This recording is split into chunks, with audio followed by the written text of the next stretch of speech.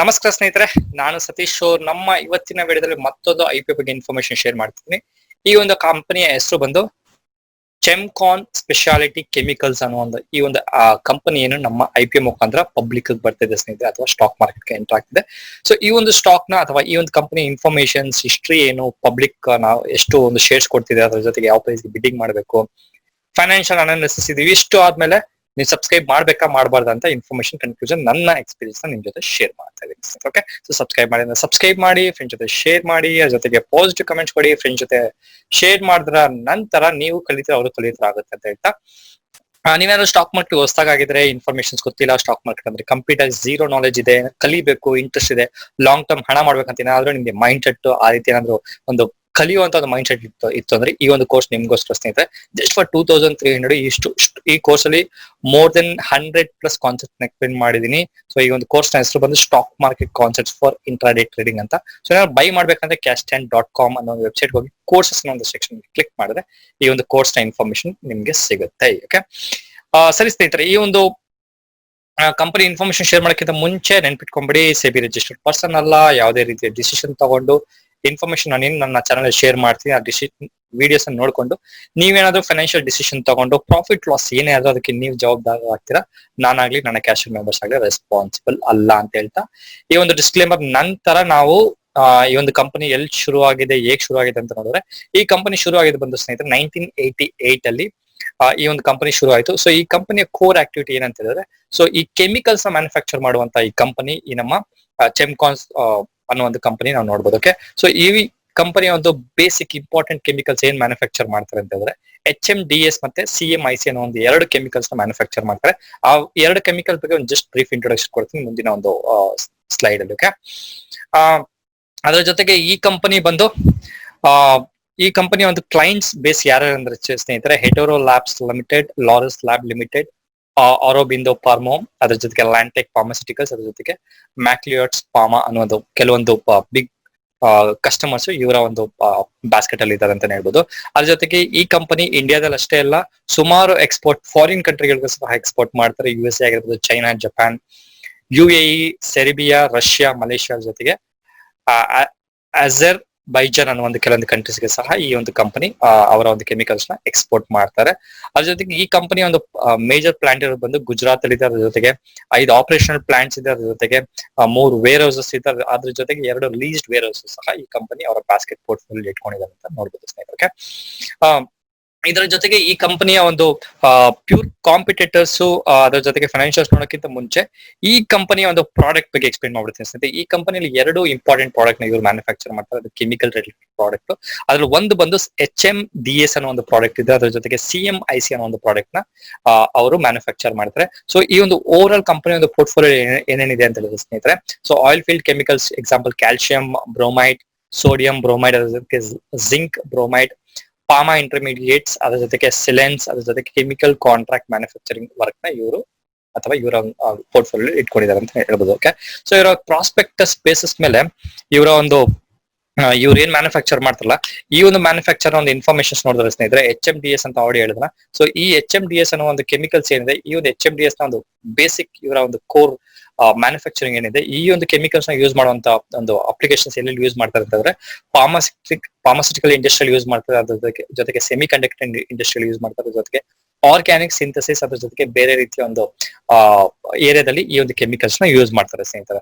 ಅದ್ರ ಜೊತೆಗೆ ಈ ಕಂಪನಿಯಲ್ಲಿ CMIC ಅಂತ ನಾನು ನೋಡಿ ಹೇಳ್ತಾನೆ. ಈ ಒಂದು CMIC ನ ಯಾವ್ಯಾವ ಒಂದು ಇಂಡಸ್ಟ್ರಿಯಲ್ಲಿ ಯೂಸ್ ಮಾಡ್ತಾರೆ ಅಂತ ನೋಡಿದ್ರೆ, ಇವ್ರು ಮೇಜರ್ಲಿ ಏನಂತ ಹೇಳಿದ್ರೆ HMDS ಅಂತ ನಾನು ಏನ್ ಹೇಳಿದೆ ಸ್ನೇಹಿತರೆ, ಅದೇ ಇವ್ರು ಮೇಜರ್ಲಿ ಪ್ರೊಡ್ಯೂಸ್ ಮಾಡುವಂತ ಒಂದು ಕೆಮಿಕಲ್ಸ್ ಅಂತ ಹೇಳ್ಬೋದು.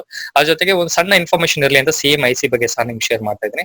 ಸೊ ಈ ಒಂದು CMIC ಬಂದು so is known as chloromethyl ಅಂತ ಒಂದು ಕಾರ್ಬೋನೇಟ್ ಇದೆ. ಅದ್ರ ಜೊತೆಗೆ this belongs to the product category of chemicals used in the pharma intermediates ಅಂತ ಒಂದು ಅಥವಾ ಇಂಟರ್ಮೀಡಿಯೇಟ್ಸ್ ಅಂತ ಒಂದು ಇನ್ಫಾರ್ಮೇಶನ್ ಕೊಟ್ಟಿದ್ದಾರೆ ಆಸ್ ಪರ್ ದ ಪ್ರಾಸ್ಪೆಕ್ಟಸ್ ಸ್ನೇಹಿತರೆ. ಓಕೆ, ಸೊ ಇದೆಲ್ಲ ಏನಕ್ಕೆ ಕೇಳ್ತೀನಿ ಅಂತಂದ್ರೆ, ಯಾವುದೇ ಒಂದು ಕಂಪನಿ ನೀವು ಇನ್ವೆಸ್ಟ್ ಮಾಡೋಕ್ಕಿಂತ ಮುಂಚೆ ಆ ಕಂಪನಿ ಏನ್ ಮಾಡ್ತಿದ್ದಾರೆ, ಮ್ಯಾನುಫ್ಯಾಕ್ಚರ್ ಮಾಡ್ತಿರುವಂತ ಒಂದು ಪ್ರಾಡಕ್ಟ್ ಡಿಮಾಂಡ್ ಇರುತ್ತೆ ಫ್ಯೂಚರ್ ಅಲ್ಲಿ ಇರಲ್ವಾ ಅನ್ನೋ ಒಂದು ಇನ್ಫಾರ್ಮೇಶನ್ ನೀವು ತಿಳ್ಕೊಳ್ಬೇಕು. ಅವಾಗಲೇ ಒಂದು ಕಂಪನಿಯಲ್ಲಿ ಲಾಂಗ್ ಟರ್ಮ್ ಇನ್ವೆಸ್ಟ್ ಮಾಡಬೇಕಾ ಮಾಡಬಾರ್ದು ಅಂತ ಡಿಸಿಷನ್ ಮಾಡಕ್ಕೆ ಹೆಲ್ಪ್ ಆಗುತ್ತೆ. ಸಿನ್ಸ್ ಇದು IPO ಆಗಿರೋದ್ರಿಂದ ನಾವು IPO ಇನ್ಫಾರ್ಮೇಶನ್ ಬೇಸಿಸ್ ಮೇಲೆ ಸ್ವಲ್ಪ ಕಾನ್ಸಂಟ್ರೇಷನ್ ಮಾಡೋದ್ರಿಂದ ನೀವು ಕಂಪನಿ ಪಬ್ಲಿಕ್ ಬಂದ್ಮೇಲೆ ಇನ್ವೆಸ್ಟ್ಮೆಂಟ್ ಮಾಡ್ಬೇಕು, ಲಾಂಗ್ ಟರ್ಮ್ ಮಾಡ್ಬೇಕು ಅಂತ ಹೇಳಿದ್ರೆ ನೆನ್ಪಿಟ್ಕೊಳ್ಳಿ ಈ ರೀತಿ ಅನಾಲಿಸಿಸ್.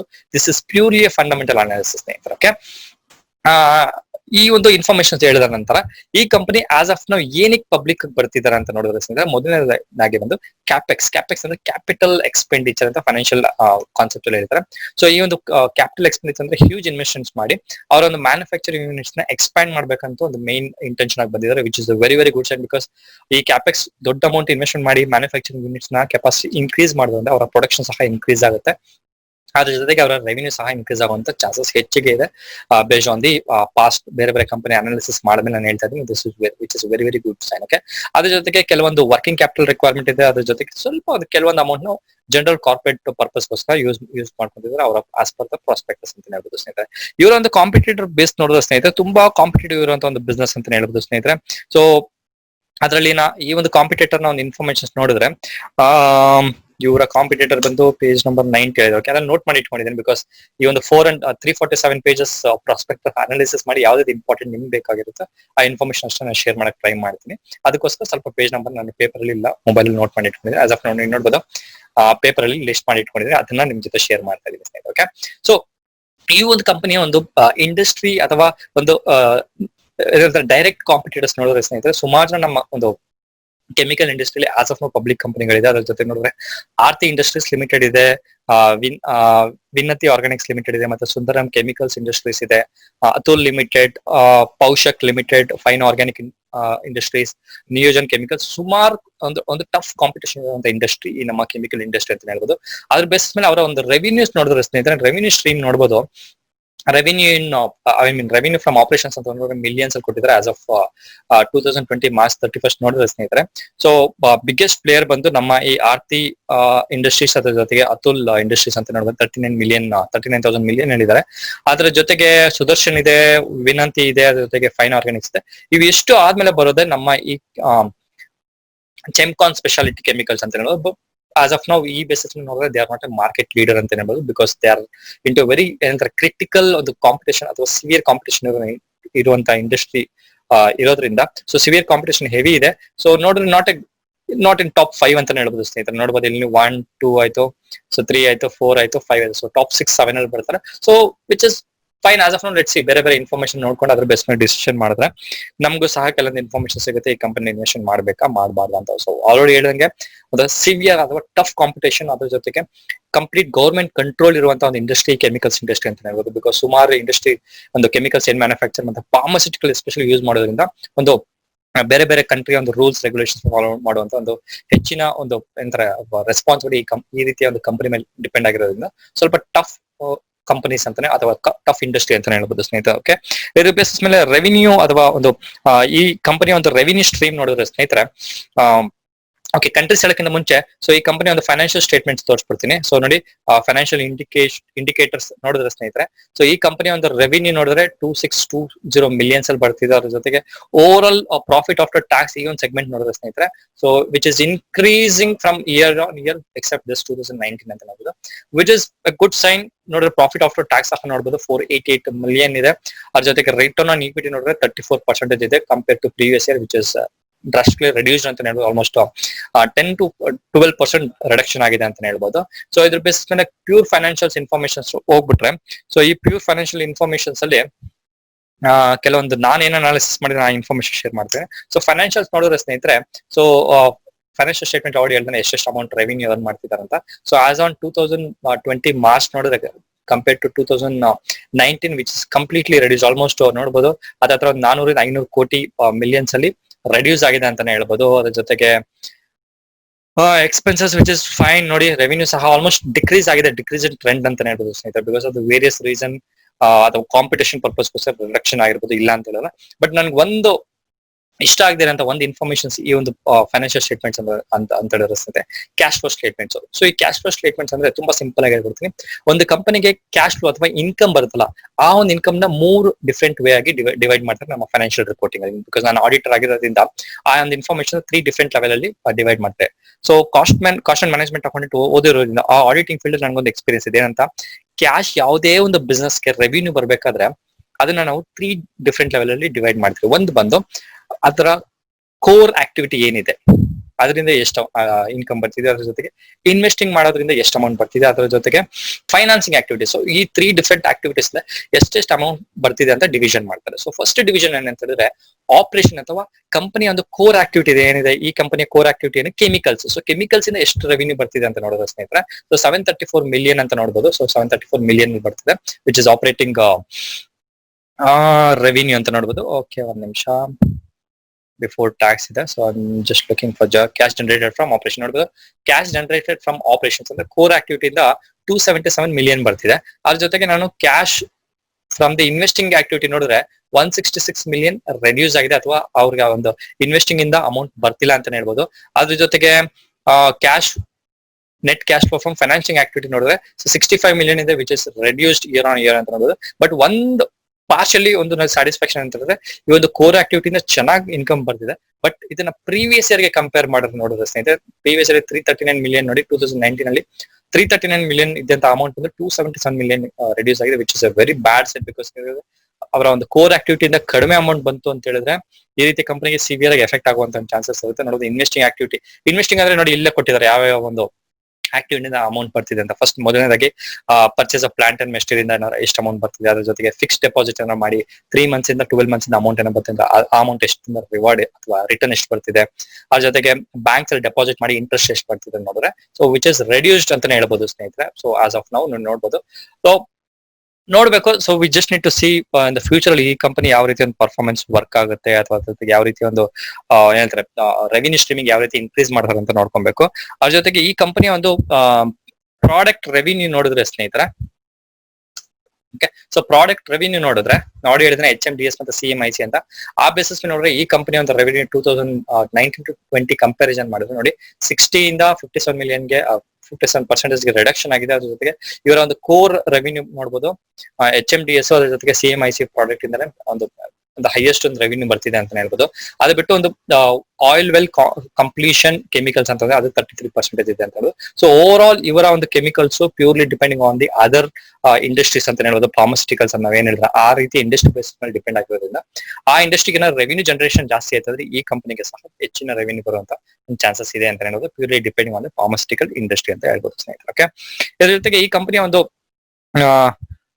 ರೆವಿನ್ಯೂ ಕಾಂಪಿಟೇಟರ್ಸ್ ಒಂದು ಇನ್ಫಾರ್ಮೇಶನ್ ಹೇಳ್ಬಿಡ್ತೀನಿ ಸ್ನೇಹಿತರೆ. ಸೊ ರೆವಿನ್ಯೂ ಕಾಂಪಿಟೇಟರ್ಸ್ ಅಲ್ಲಿ ಎಷ್ಟೆಷ್ಟು ರೆವಿನ್ಯೂ ಯಾವ್ಯಾವ ಕಂಟ್ರಿಯಿಂದ ಬರ್ತಿದೆ ಅಂತ ನೋಡಿದ್ರೆ, ಆಪರೇಷನ್ಸ್ ಅರ್ನ್ ಅಂತ ನೋಡಿದ್ರೆ, ಸೊ 26.43% ಅರಬ್ ಕಂಟ್ರೀಸ್ ಇಂದ ಬರ್ತಿದೆ, ಥೈಲ್ಯಾಂಡ್ ಇಂದ 2.8%, ಸೊ ಸೆರ್ಬಿಯಾ ಇಂದ 2.21%, ಚೈನಾ ಇಂದ 1.145% ಬರ್ತಿದೆ.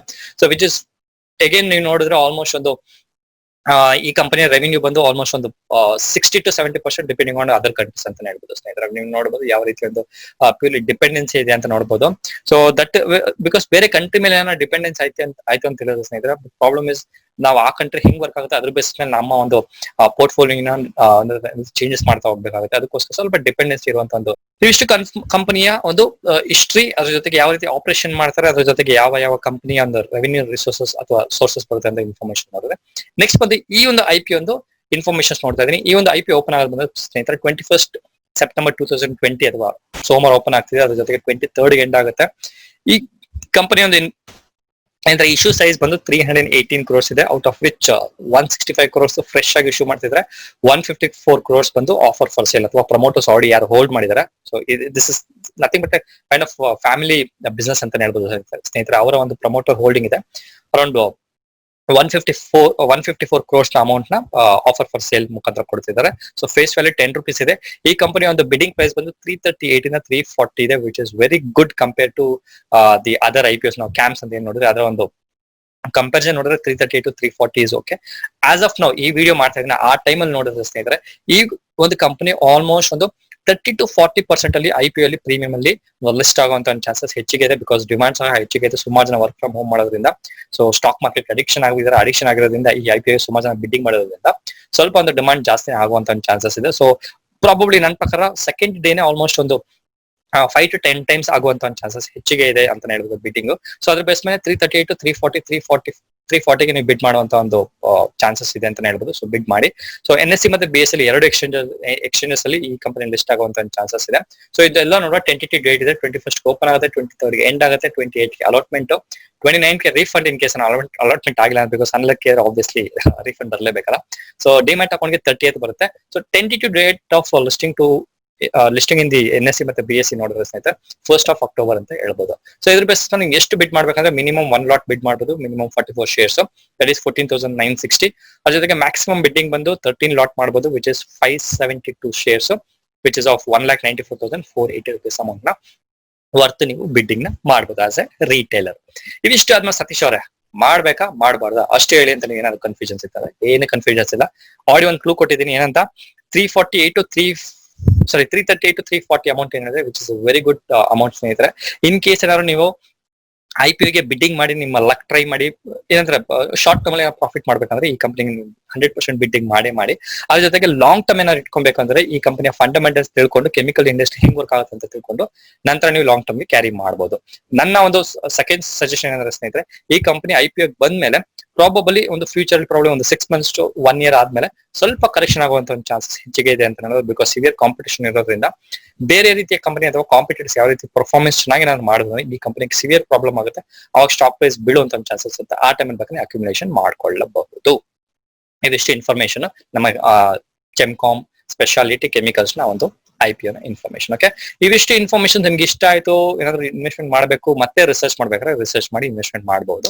ಅದ್ರ ಬೇಸಿಸ್ ಮೇಲೆ ನೀವೇನಾದ್ರು ಕ್ಯಾಶ್ ಅಂಡ್ ಫಸ್ಟ್ ಟೆಲಿಗ್ರಾಮ್ ಚಾನಲ್ಗೆ ಅಕೌಂಟ್ ಟೆಲಿಗ್ರಾಮ್ ಚಾನಲ್ಗೆ ಫ್ರೀ ಆಗಿ ಜಾಯ್ನ್ ಆಗ್ಬೇಕು, ನನ್ನ ಜೊತೆ ಕಲಿಬೇಕಂತ ಹೇಳಿದ್ರೆ, ಅದ್ರ ಜೊತೆಗೆ ನನಗೂ ಸಪೋರ್ಟ್ ಮಾಡ್ಬೇಕಂತ ಹೇಳಿದ್ರೆ ಅಬ್ಸ್ಟ್ರಾಕ್ಟ್ ಮತ್ತೆ ಜರಾದ ಮುಖಾಂತರ ಅಕೌಂಟ್ ಓಪನ್ ಮಾಡಿ, ಲಿಂಕ್ ವಿಡಿಯೋದ ಕೆಳಗಡೆ ಇದೆ, ಕ್ಲಿಕ್ ಮಾಡಿ ಅಕೌಂಟ್ ಓಪನ್ ಮಾಡಿ IPO ಅಪ್ಲೈ ಮಾಡಿ ಸ್ಟಾಕ್ ಮಾರ್ಕೆಟ್ ಕರೀರ್ನ ಇಮಿಡಿಯೇಟ್ ತಗೊಂಡು ಸೀರಿಯಸ್ ಆಗಿ ತಗೊಂಡು ಕಲೀರಿ ಅಂತ ಹೇಳ್ತಾ ಮತ್ತೊಂದು ವಿಡಿಯೋ ಮೀಟ್ ಮಾಡೋಣ. ಸತೀಶ್, ನಮಸ್ಕಾರ.